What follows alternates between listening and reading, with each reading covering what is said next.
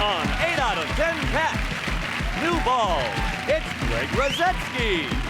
Rock of the North, Alan Cochran. Their team captain, Sean Locke.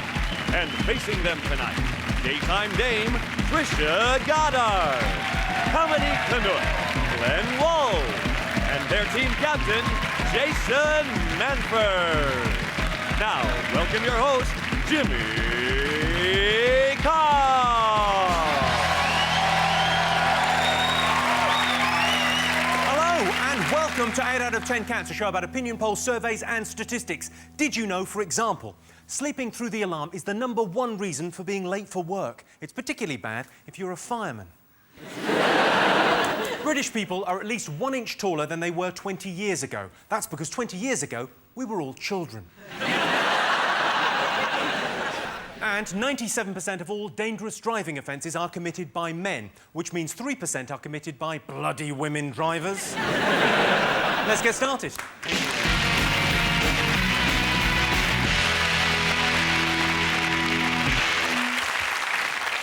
What are you talking about? That's the name of our first round. We've teamed up with a leading polling organisation and they've asked the British nation what stories they've been discussing this week. It's our panellists' job to guess the British public's top 5 most popular talking points. Jason, Trisha and Glenn, what have the nation been talking about this week? Is it Diana? It's a big concert that happened on Sunday, which was rubbish, but strangely addictive that you just couldn't turn off. It was real car crash telly. It was...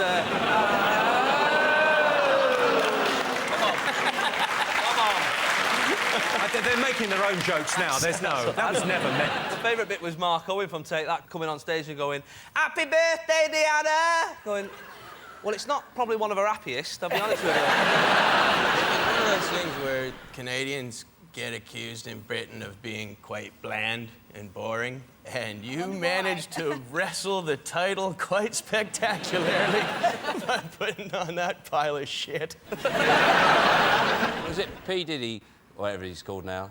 Coffee. Philip, it stands for Philip. Yeah. Philip Diddy. Philip Diddy, that's what other people call him.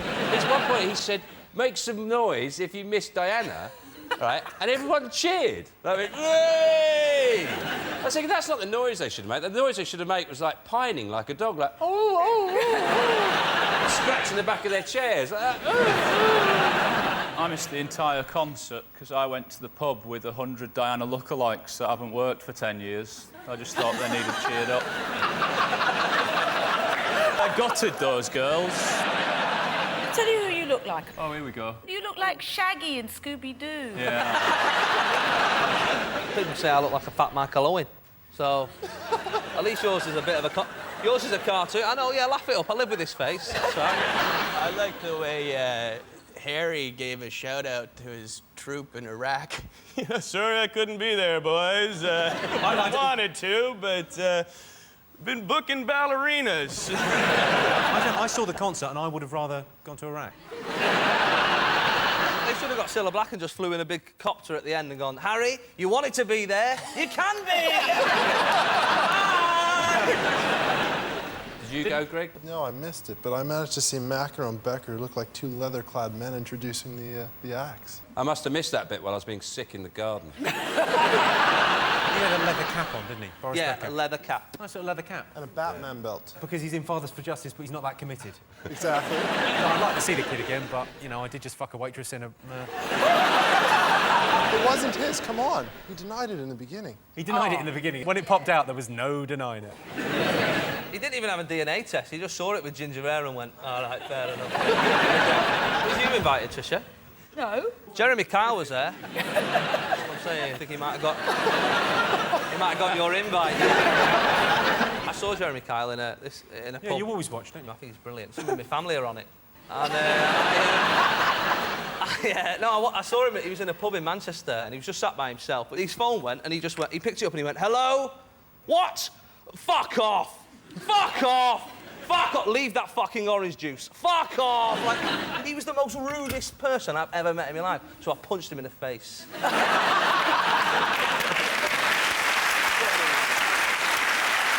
let's have a look and see whether the Diana concert is up there. Yes, it is. Third most talked about thing this week. Apparently, Duran Duran performed at Diana's memorial concert as it's what she would have wanted. I'm not sure she would have wanted a memorial concert at all. Sean, Greg, Alan, what else have the nation been talking about? Wimbledon in the rain. People are saying it's been the worst Wimbledon ever. It's been the worst in 25 years. It's just been on, off, so I'd have to agree. You're just saying that because you're not there? Probably. A little bit of ego going on there. The thing I like about the tennis is the pun headlines on Wimbledon you get. So, like, if Tim Henman's won a couple of matches, it's Timbledon. and if there's lots of rain, it's Swimbledon. There's lots of arguments, it's Grumbledon. They're just constantly coming up with any pun that they can work in with Wimbledon. Like, if it's hot, Wimble hot. You sure you don't work for one of those newspapers? They're dying for, like, a nun to walk past. They go, Wimbledon. I'm a fan of Rafael Nadal because he's got massive arms. Almost the same as yours, huh? A bit like mine. Yeah, check out Alan's guns. Wow. But he's huge, and it seems weird because you'd think that he'd only have one huge arm because he's only hitting it with one hand. Have you got one big arm? Still got one big arm. Which one is it? Don't look down like that. He's got long arms.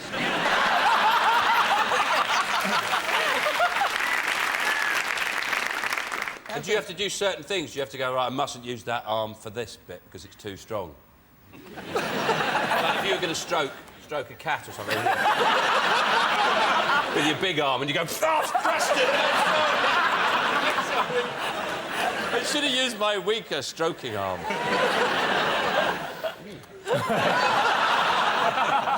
A bit like chicken. Oh, you're going to say fish for a second. Don't touch him with that arm. There was a photo in the paper of some ducklings on one of the courts the other day. Wimbleduck. It might well have been Wimbledon in the paper, actually. I think if you're a little yellow duckling, a little bit risky, that. Maybe if you're thinking about the game, you could easily just bend down and pick one of them up and twat it. OK, let's have a look and see if Wimbledon's up there. Yes, of course it is. Yes, Wimbledon's been in the news. At Wimbledon, Henman has Henman Hill, named after him. Murray has Murray Mound. And Greg's got a baker's opposite the station. Jason, Tricia, Glenn, what else have the country been talking about this week? Terrorists driving into the Glasgow airport. Yeah, the most violent incident in Glasgow that day. Yeah. I'm joking, not even close. What about the luggage handler, the The hero? luggage handler, he was amazing. Do you want to see a clip of this fella? Yeah. John Smeaton, he's a Glasgow hero. Have a look at him. I ran straight down. Other members of the public at the same time have done the exact same thing as me. We've all ran towards the guy. We've all tried to get a kick in at him, get a bit. Just subdue the guy, get him down. Yeah.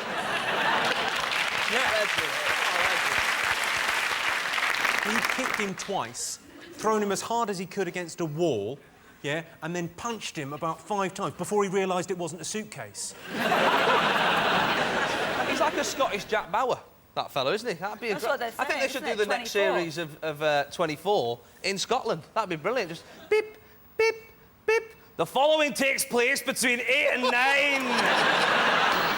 They say it took them 6 months to organise. You think, and at the end of that, your best plan was to set fire to your car and drive it through the front doors of an airport. I think the problem is our terrorists are now being trained by Brainiac on Sky One. They're just watching that and picking up what they can. There's been like 3 terrorist attempts in a row, and none of them have worked. And if I was like a terrorist that believed in a god that controlled everything, I'd have to start to think maybe Allah likes Britain. Let's have a look and see if the terror attacks are up there. Yes, Britain is on terror alert after attacks in London and Glasgow. There were 2 doctors on the scene almost immediately. Unfortunately, one of them was on fire and the other one was trying to blow himself up. Sean, what else have the nation been talking about this week? Obviously, the outrageous abuse of our civil liberties, where we can't smoke in pubs anymore. It's outrageous. I object to it very, very strongly, mostly because I'm a smoker. I'm actually very, very hurt and upset by it. Has giving up smoking affected you in any way, Sean? No, because I haven't.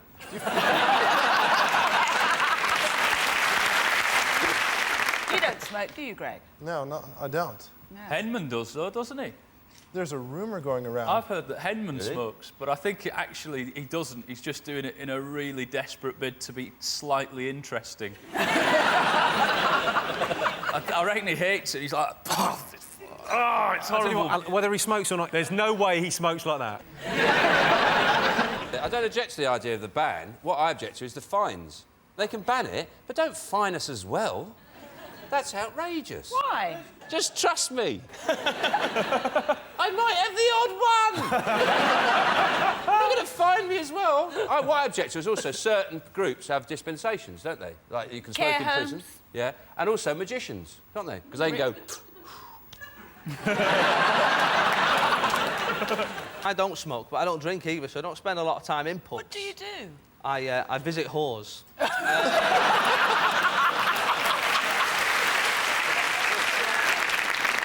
I don't go in pubs, but now all the smokers have come out on the streets, and now the streets are really smoky. You can't walk anywhere. I've got to walk into a pub to get a bit of fresh air. It's starting to wind me up. But the other thing is you'd find all your whores on the streets. Actually, that was a joke. I've never visited one. I like the way you say visited, like, I brought some biscuits. I bought you the Radio Times. Didn't know you like that. I can only stay half an hour, OK? Well, let's have a look and see whether smoking is in the top 5 most talked about things this week. Number 1. Most talked about thing this week, yeah.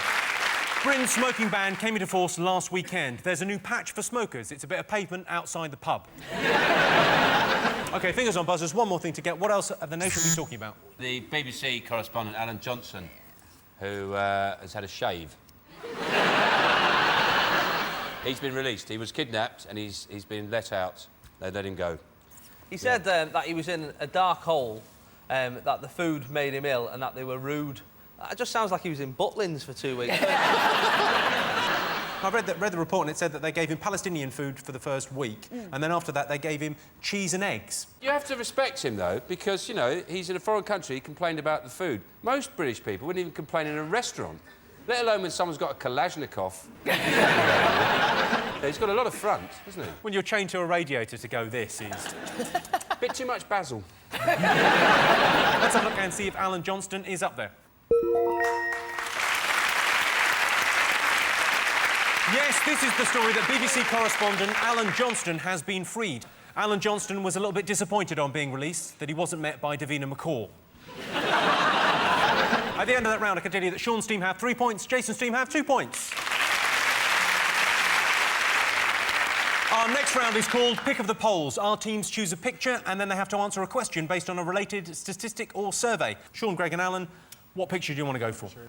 I'll go for Big Daddy. You're going for Big Daddy. OK, this picture represents dads, and it's a word association question. So I'm looking for the top word or phrase the public said when we said dads. Oh, it's pain, isn't it? Unnecessary pain. Oh, Sean. Are you a dad, Sean? Yes, I am, yeah. You don't sound very happy about it. Yeah. Well, Are you on the birth certificate? yeah, of course I am. You know the people Trisha normally meets, don't you? You've asked that question before, haven't you? Are you a dad, Alan?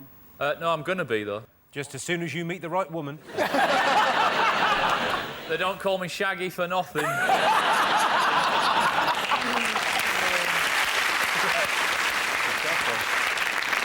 So this is baby number 1? Yeah. You're going to get a better name than that, though, surely. Yeah. No, I'm just thinking, because from now on it's no sex, no time together, no attention. Are you offering him a little bit on the side? From now on, you won't be getting any at home. She won't even know you're gone. Cheers! It's a nice offer, but I think I'm out of your league.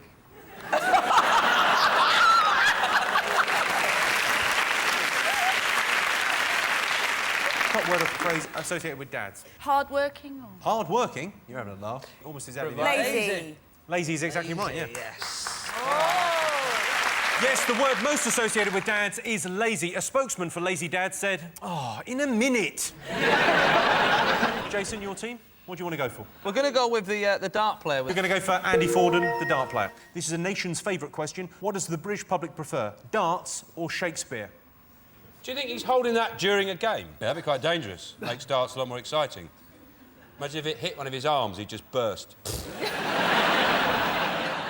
And sometimes when Andy Fordham lifts his arm like that, it's so big and greasy, it does look like a kebab shop window. Come on, these are great athletes you're talking about here. Yeah. Great athlete. Well, that's a British tennis player saying that, so... I think Shakespeare is shit. So, I don't mind a couple of the, you know, the Romeo and Juliet type things, not bad, but he's rubbish at comedy, isn't he? He's not funny. Well, he was back then. Was he yet? They all went, yeah, all right, Willie, very funny that, yeah. Well But done. do you think in 200 years people will find you funny? I don't think that many people find us funny now. When I was at university, we spent 6 weeks... Did you go to university? I did go to university, yeah. What did you study? I studied... Northern studies. Northern studies, yeah.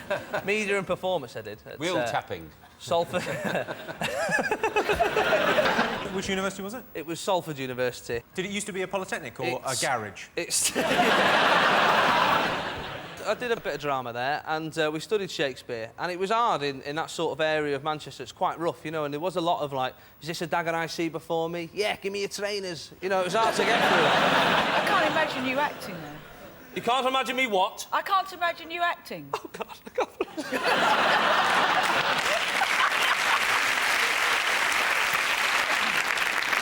it. What do the nation prefer, Shakespeare or dance? I think people prefer Shakespeare. OK. I think darts. I can tell you darts won. 51% of the population prefers darts. Is that a dagger I see before me? No, it's a dart. So at the end of that round, it's 3 points for Sean, Alan and Greg, and 4 points for Jason, Tricia and Glenn. The next round is Believe It or Not. In this round, I give the panellists a simple statement. All they have to do is decide whether they think it's true or false. Let's have a look at a clip to illustrate your statistic. Because car boot sellers are deemed to be private individuals and not traders, there's no protection for the buyer. We secretly filmed our purchases at the next car boot. 15 quid. And took along electrical expert Tony Cuthbert. Tony, would you say this was lethal? Yes. We've had it looked at by an expert. It's potentially lethal. It's very badly worn. That's right. All right, that's potentially lethal. Turn that off because I'll smash it in bits. Why would you smash it in bits? Seconds! This is lethal. This is lethal. There's no anchor for the wire. It can be pulled out. I know that. Why do you think it's told second-hand? You have a responsibility to the public, don't you? To the person. No, I don't have a responsibility to anybody. You don't have a responsibility to anybody. Only to myself. So it's up to the person to check out whether this is dangerous. Well, I would have thought so. That's not what happens in shops, you know. That's not what I'm happens not a shop. It's not. second-hand rubbish. He's just selling stuff at a car boot sale. Leave him alone. Yeah, completely with him the whole way through it. Totally with him, yeah. The other thing is the bloke goes, it's potentially lethal, this drill. So are all drills. There is a question. 34% of Brits would prefer a trip to a car boot sale than a theme park. Do you think that's true or false? True. False. There we go, let's crack on. OK. The reason people like car boots is because they can haggle the price of stuff. You can't do that in a theme park. It's £5 to get on the ride. I'll give you 3 quid. All right, you're not allowed to use the belt. Whenever I see a Ferris wheel, I do think the Millennium Wheel is clearly the best one. It's so slow, though. Well, if you scream louder, it goes faster. Did you not realise that was the system? No. Call them a pikey, they go mental with it. Patricia, the wheel, it's supposed to be a delightful journey with a view across London. But it's usually foggy or raining, so you can't see anything. Oh, no, go when it's sunny. Are you writing any of this down, Tricia? Have you ever been to Alton Towers? They've done well. They've started to run out of names of big roller coasters. So the previous few have been like Nemesis, Oblivion, and then one at the moment's called Rita. I don't like those teacups. I actually got beaten up in one once. You got beaten up in a teacup? Rides. Right. I was in this teacup ride, and someone punched me in the mouth. You suffered the gayest ever assault. Yeah. I was in the teacup, officer, and this brute hit me. And I was just spinning gently. I was having a wonderful time. I got punched. It was mistaken identity. Why? They thought I was someone else.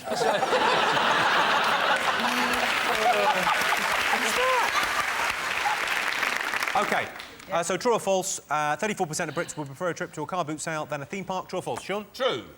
True. Both going for true. Well, I can tell you the answer is true. 34% of Brits would prefer a car boot sale to a theme park. So at the end of that round, I can tell you it's 4 points to Sean's team and 5 points to Jason's team. And the winner is the name of our final round. OK, first one, most dangerous sport. Is it any sport that's played in the vicinity of Alby City? Greg, is tennis dangerous? No. Well, you hit it really hard, don't you? Yeah, but you got to remember the ball's soft, so it's not going to hurt you too It's not badly. that soft. It's not like a sponge ball and plastic rackets like at school. What about doubles, though? Have you ever hit somebody on the back of the head when playing doubles?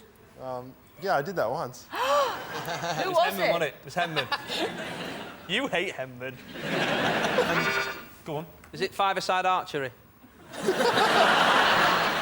The ones that do my head in are the old people. You know, when you see them on local news and it's like, oh, now we're going to cut to Ernest. He's 89 today and he's about to do his first skydive. Fuck off, Ernest. You're 89, sit in a chair and wait to die. That's what you're for. It's kind of a posh sport. Polo. Rugby? Rugby is exactly Rugby. right. Rugby. Yes, I can tell you the most dangerous sport is rugby. Rugby was invented at public school when some boys were playing football and thought, this isn't gay enough. Brit's biggest regret. Shaving all her hair off.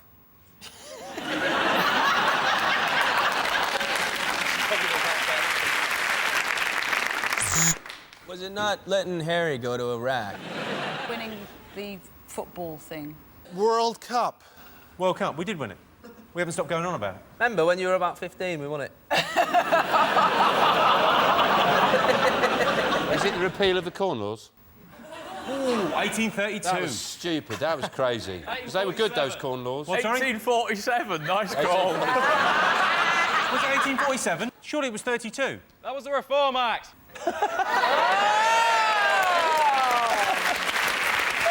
What do you think it's going to be like to sleep with a girl? Good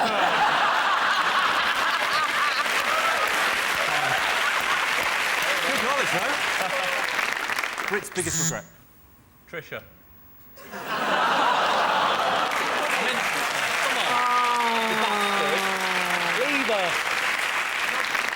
I'll give you a clue. It involves your partner. And when he murdered them and buried them. Not To do with getting enough sex. sex. Oh, losing the... That's the right answer. Not getting enough sex. Yeah. Well, that sound tells me it's the end of the round and the end of the show, which means the final scores are Sean, Alan and Greg have 4 points, Jason, Trisha and Glenn have 7 points. They're the winners tonight. Well, thanks to all our panellists, our wonderful studio audience, and to all of you for watching at home. That's it from us. Good night.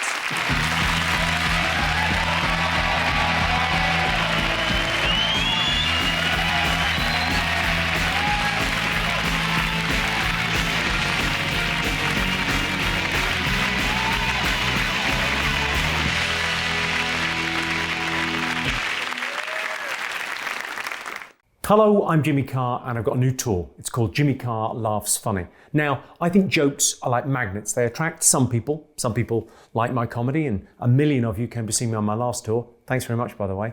But like magnets, jokes attract and they repel. Some people are repelled by my sense of humour. If that's you, don't come and see me live. But if you like this kind of thing, come and see Jimmy Carr Laughs Funny. I'll be everywhere. Go to jimmycarr.com for details.